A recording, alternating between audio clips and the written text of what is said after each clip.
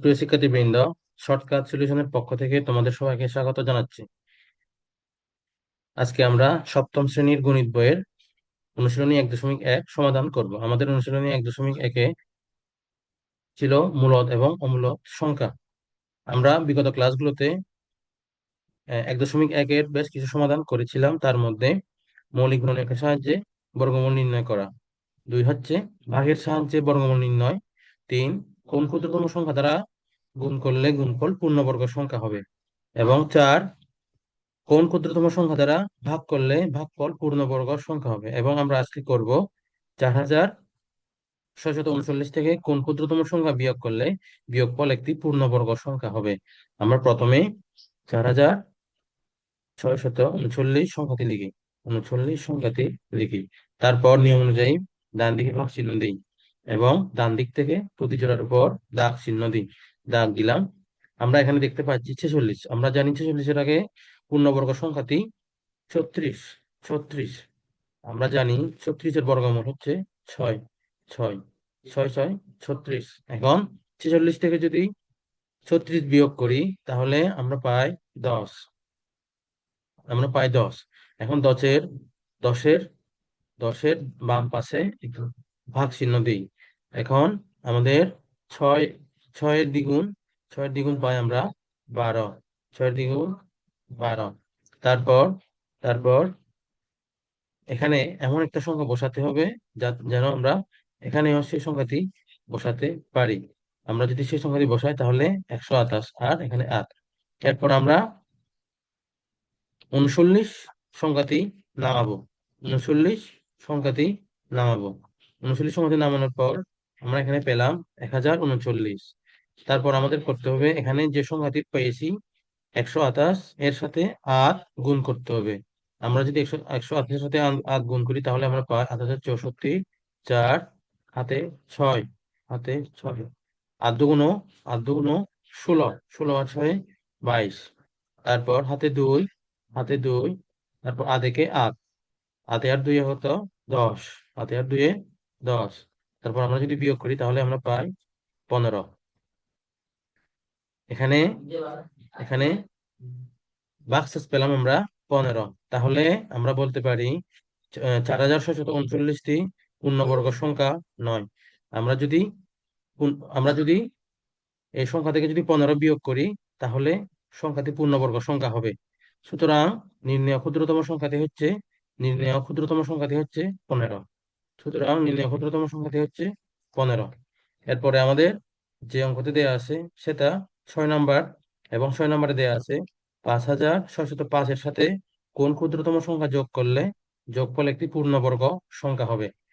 আমরা দেখতে পাচ্ছি, আমরা যদি এখানে লিখি তাহলে 5000, 5605, 605, 605। এখন যদি ভাগ চিহ্ন দিই এবং ডান দিক থেকে যদি আমরা উপরে দাগ দিই তাহলে আমরা পাই, এখন আমরা পেলাম 56 আর 5, 56 আর 5। এখন আমাদের 56 এর আগের বর্গমূল যে পূর্ণবর্গ সংখ্যাটা সেটা হচ্ছে 49। 49, 49। আমরা জানি 49-এর বর্গমূল 7। 7, 7 সাথে 49। 56 থেকে 49 বিয়োগ বিয়োগ দিলে হয় 7, আমরা পাই 7। এখন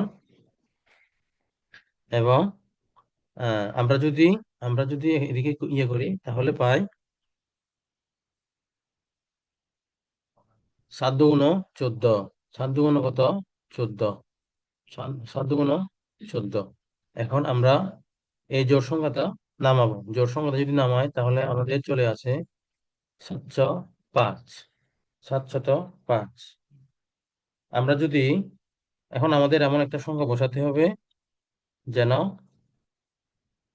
এখন আমাদের একটা সংখ্যা বসাতে হবে, সেটা হচ্ছে আমরা এখন 4 বসাই। যদি 4 বসাই তাহলে এখানেও 4 বসাতে হবে।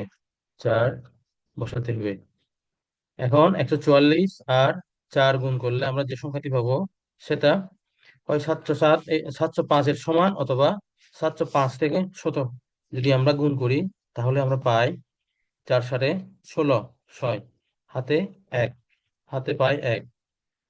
আবার 4 4 16, 16 আর 1 হচ্ছে 17, 17 হাতে এক। এখন 4 1 4, 5, 5। তারপর আমরা পেলাম এখানে 5 দেওয়া আছে, 15, 15 থেকে যদি 6 বিয়োগ দিই তাহলে পাই 9, 9। এখানে আছে 9, 9 থেকে 7 গেলে 2, এবং এখানে আছে 6, 6 থেকে যদি 5 বিয়োগ দিই তাহলে আমরা পাই 1, 1। সুতরাং আমরা বলতে পারি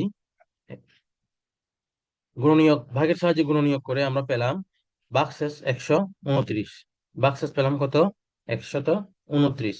তাহলে আমরা বলতে পারি 5605 সংখ্যাটি পূর্ণবর্গ সংখ্যা নয় যদি 74-এর সাথে আমরা এক যোগ করি।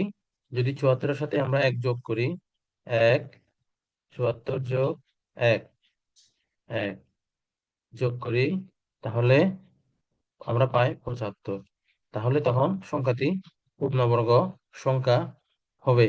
সুতরাং 75, 75 গুণ 75, 75 মানে হচ্ছে 75-এর বর্গ।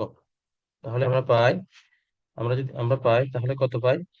75 গুণ 75 গুণ করলে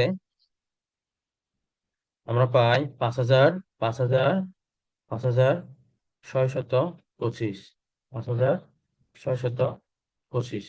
সুতরাং আমরা পেলাম আমরা যদি 5000, 5625 থেকে 5605 বিয়োগ দিই, 5605 বিয়োগ দিই, তাহলে আমরা পাবো কত?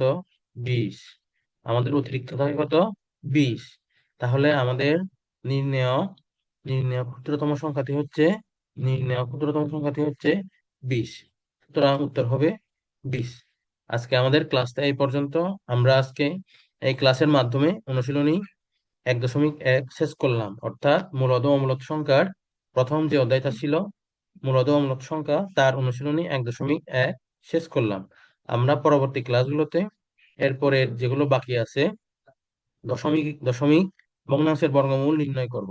এগুলো আমরা আগামী ক্লাসে এই দশমিকের সাহায্যে ভগ্নাংশের বর্গমূল নির্ণয় করার চেষ্টা করব।